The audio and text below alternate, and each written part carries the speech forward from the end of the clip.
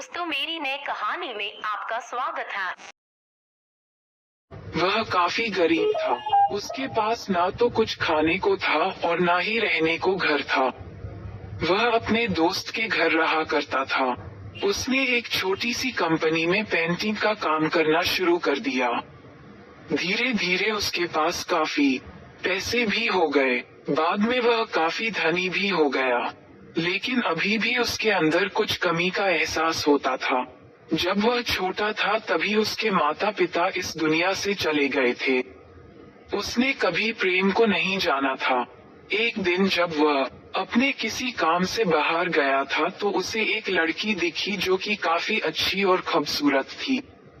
उसको देखते ही इस लड़की को उस लड़के से प्रेम हो गया। वह काफी देर तक उस लड़के को देखती रही। कुछ देर बाद वह लड़की वहां से चली गई। कुछ दिनों तक ये लड़का उस लड़की को खोजता रहा, लेकिन वह लड़की न मिली।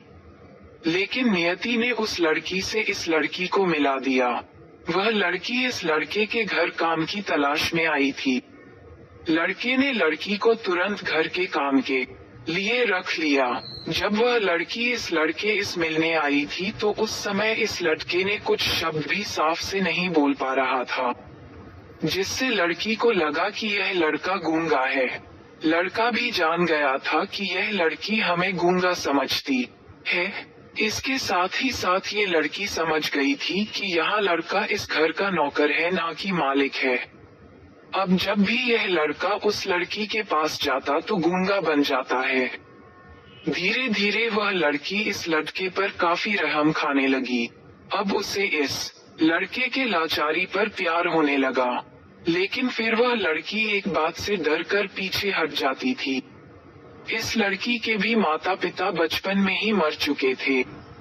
इस लड़की को इसके चाचा ने पाला था और वह चाहता था कि वह जब तक जिंदा रहे ये लड़की उसके खाने और पीने का पैसा दे। लड़की का प्रेम हद से भी बाहर जाने लगा। लड़के की एक खांसी पर भी वह लड़की दौड़े उस लड़के के पास पहुंच जाती थी। अब लड़का भी समझ गया कि इस लड़की को मुझसे प्रेम हो गया है। लड़का भी बहुत ज्यादा उस लड़की से प्रेम करता था। उसने पहले लड़की के बारे में सब कुछ पता किया। जब उसे सब पता चल गया तो वह बहुत रोने लगा, क्योंकि उसने गूंगे होने का झूठ बोला था। अब वह दिनों रात रोने लगा। लड़की अपने सैलरी में से लड़के की इलाज करवाने को कहती थी। एक दिन सुबह ही उस लड़की को पता चला कि वह लड़का हॉस्पिटल में भर्ती है। वह दौड़ते हुए जब हॉस्पिटल में पहुंची तो उसने देखा कि लड़का बेड पर बेहोश पड़ा है। उसके आसपास काफी मशीन लगी हुई थी। जब लड़की डॉक्टर के पास पहुंची तो वहां पर डॉक्टर ने उसे बताया कि लड़का अब बोल नहीं सकता है। उसने अपनी जीभ को कटाने की कोशिश की है। इसके साथ ही उस डॉक्टर ने उस लड़की को एक पत्र दिया। उस पत्र में लिखा था, मैं एक काफी धनी लड़का हूँ। जिस घर में तुम काम करती हो उस घर की मालिक मैं ही हूँ। लेकिन इसके साथ ही मैंने तुमसे एक बहुत बड़ा झूठ बोला है कि मैं एक गूंगा हूँ। अब इस झूठ का प्रायश्चित करने के लिए मैं ऐसा काम करने जा रहा हूँ।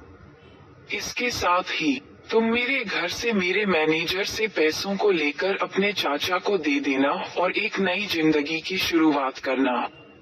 अगर हो सके तो मुझे माफ कर देना, तुम्हारा दोषी। इस पत्र को पढ़ने के बाद उस लड़की के आंख आंसू से भर आए।